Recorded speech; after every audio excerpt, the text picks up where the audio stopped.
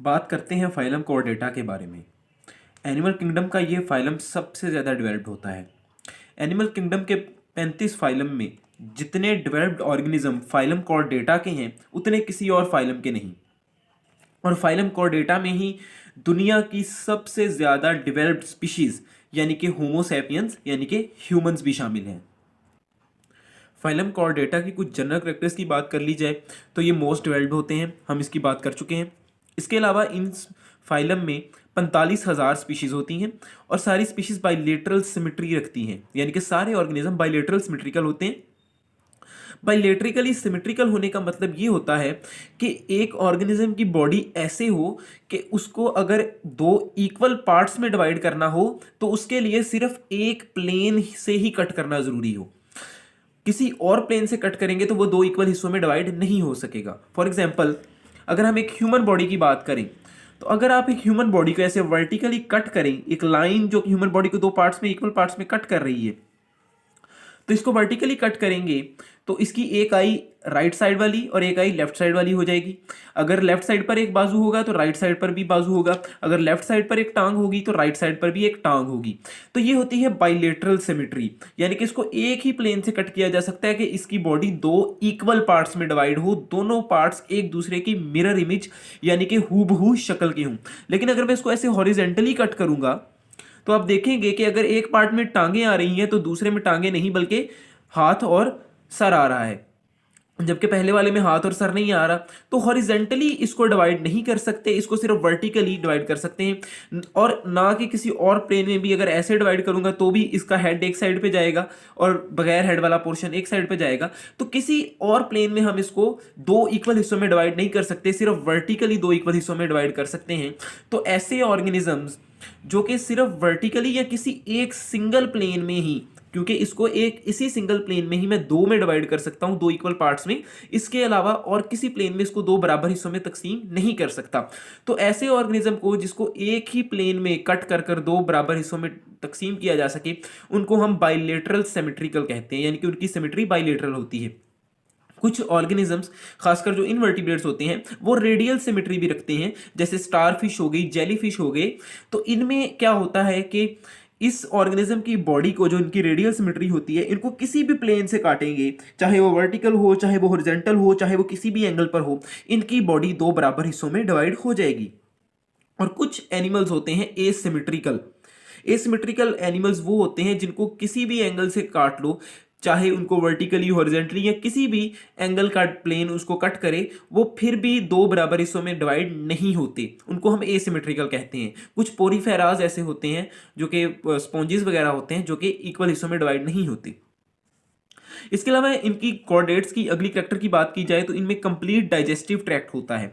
Complete digestive tract का मतलब होता है कि दो सेपरेट ओपनिंग्स होती हैं फूड अंदर करने के लिए और डेफिसेशन करने के लिए, यानी कि फूड को डाइजेस्टिव ट्रैक्ट के अंदर दाखिल करने के लिए इनके पास माउथ होता है, और जो अनडाइजेस्टेड फूड होता है उनको डेफिसेशन यानी कि फीसिस की फॉर्म में निकालने के लिए एनल ओपनिंग अलग से होती है। जबकि कुछ एनिमल्स में, खासकर इनवर्टिब्रेट्स में देखा जाए तो काफ़ी इनवर्टिब्रेट्स में सिंगल ओपनिंग होती है, और सिंगल ओपनिंग वाले डाइजेस्टिव ट्रैक्ट को हम इनकम्प्लीट डाइजेस्टिव ट्रैक्ट कहते हैं।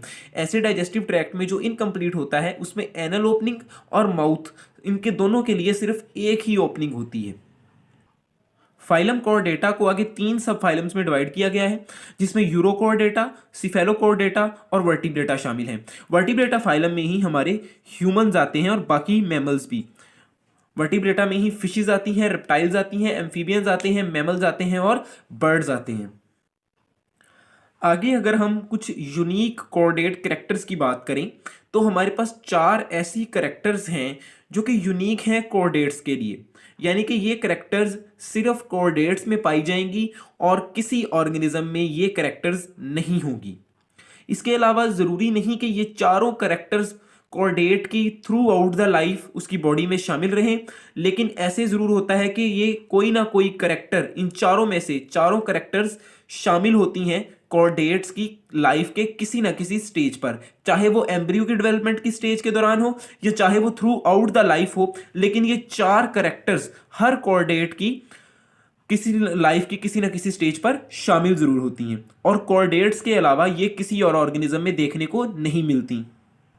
तो इसलिए हम इनको कॉर्डेट्स की यूनिक करेक्टर्स कह देते हैं। ये 4 करेक्टर्स हैं जिनमें नोटोकॉर्ड, नर्व कॉर्ड, फायरेंजियल स्लिट और पोस्ट एनल टेल शामिल हैं।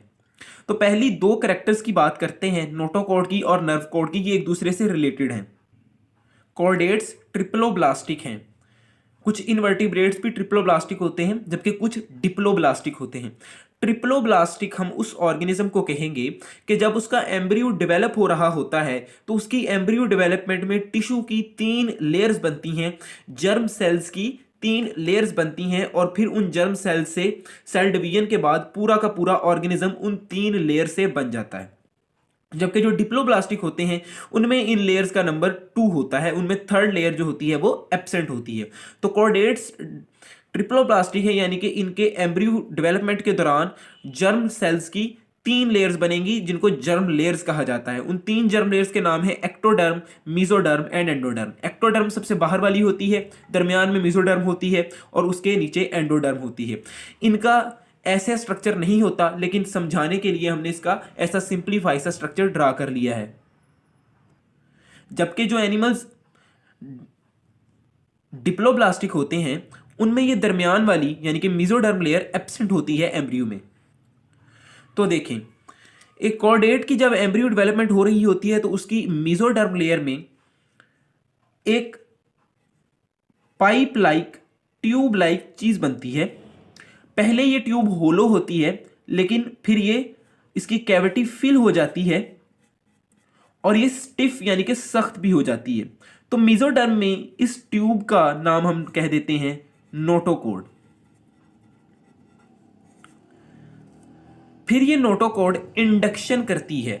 इंडक्शन हम कहते हैं कि एक टिश्यू ऐसे केमिकल्स रिलीज करता है जो दूसरे टिश्यू की डेवलपमेंट को स्टार्ट करवाते हैं या उसकी डेवलपमेंट को इफेक्ट करते हैं। क्योंकि ये जर्म सेल्स की लेयर है और group of tissues is called group of cells is called tissue, तो इस तरह ये हम इसको मीजोडर्म को एक टिश्यू भी कह सकते हैं। तो इस मीजोडर्म से कुछ केमिकल्स रिलीज होंगे और वो एक्ट करेंगे एक्टोडर्म पर, और उस स्टेप को हम कहते हैं इंडक्शन, उनका रिलीज होकर एक्ट करना। जब ये एक्टोडर्म पर एक्ट करेंगे तो एक्टोडर्म की लेयर में 2 उभार बन जाएंगे कुछ इस तरह से।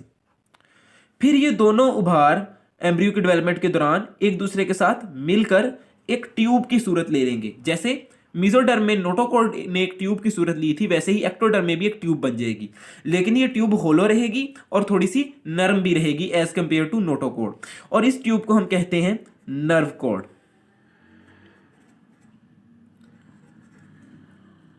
ये नोटोकॉर्ड और ये नर्व कॉर्ड, इनका बनना हर कॉर्डेट की एम्ब्रियो डेवलपमेंट के दौरान होता है। बाद में ये नोटोकॉर्ड ज्यादातर कॉर्डेट्स में वर्टिब्रल कॉलम की सूरत ले लेती है, यानी कि रीढ़ की हड्डी। तो जो रीढ़ की हड्डी होती है वो एम्ब्रियो डेवलपमेंट के दौरान मीजोडर्म से बनती है, पहले नोटोकॉर्ड बनती है और फिर वो वर्टिब्रल कॉलम की शक्ल ले लेती है। जबकि ये जो नर्व कॉर्ड होती है इससे हमारा सेंट्रल नर्वस सिस्टम यानी कि हमारा ब्रेन और स्पाइनल कॉर्ड बन जाती है। इस नर्व कॉर्ड में एम्ब्रियो के डेवलपमेंट के बाद ब्रेन और स्पाइनल कॉर्ड बन जाता है नर्व कॉर्ड से, और नोटोकॉर्ड ज्यादातर कॉर्डेट्स में वर्टिब्रल कॉलम की शक्ल ले लेती है। लेकिन कुछ ऐसे भी कॉर्डेट्स हैं जैसे कि लेंटिकल्स, जो कि फाइलम सब फाइलम सिफेलोकॉर्डेटा, कॉर्डेट के हमने 3 फाइलम्स पढ़े थे, उनमें एक फाइलम था सिफेलोकॉर्डेटा। तो जो सब फाइलम सिफेलोकॉर्डेटा है उसका एक मेंबर है लेंटिकल, जिसमें ये notochord through out the life रहती है, यानी कि उसमें वर्टिब्रल कॉलम डेवलप नहीं होती। दरअसल वर्टिब्रल कॉलम फाइलम वर्टिब्रेटा में ही डेवलप होती है, और इस वर्टिब्रल कॉलम की वजह से ही हम इस सब फाइलम को वर्टिब्रेटा का नाम दिया, क्योंकि इनमें वर्टिब्रल कॉलम डेवलप होती है। बाकी जो यूरोकॉर्डेटा और सिफेलोकॉर्डेटा हैं उनमें नोटोकॉर्ड ही रहती है, उनमें कोई वर्टिब्रल कॉलम डेवलप नहीं होती, क्योंकि ये नोटोकॉर्ड भी स्टिफ होती है, इसलिए ये वर्टिब्रल कॉलम वाला फंक्शन यानी कि सपोर्ट एंड मूवमेंट में हेल्प करती है। जबकि जो वर्टिब्रेट्स होते हैं उनमें वर्टिब्रल कॉलम की शक्ल ले लेती है ये नोटोकॉर्ड एम्ब्रियो डेवलपमेंट के बाद, और जो नर्व कॉर्ड होती है उससे ब्रेन और स्पाइनल कॉर्ड बनता है। तो ये दोनों कैरेक्टर्स, जैसे कि हमने कहा था कि किसी ना किसी कॉर्डेट की स्टेज पर, लाइफ की उसकी स्टेज पर किसी ना किसी कॉर्डेट की ये दोनों कैरेक्टर्स हमें देखने को मिलेंगी। तो हमें एम्ब्रियो डेवलपमेंट में देखने को मिलती है जहाँ पर नोटोकॉर्ड भी मिलती है और नर्व कॉर्ड भी मिलती है, और ह्यूमंस में भी ये दोनों हमें एम्ब्रियोनिक स्टेज पे ही देखने को मिलती हैं।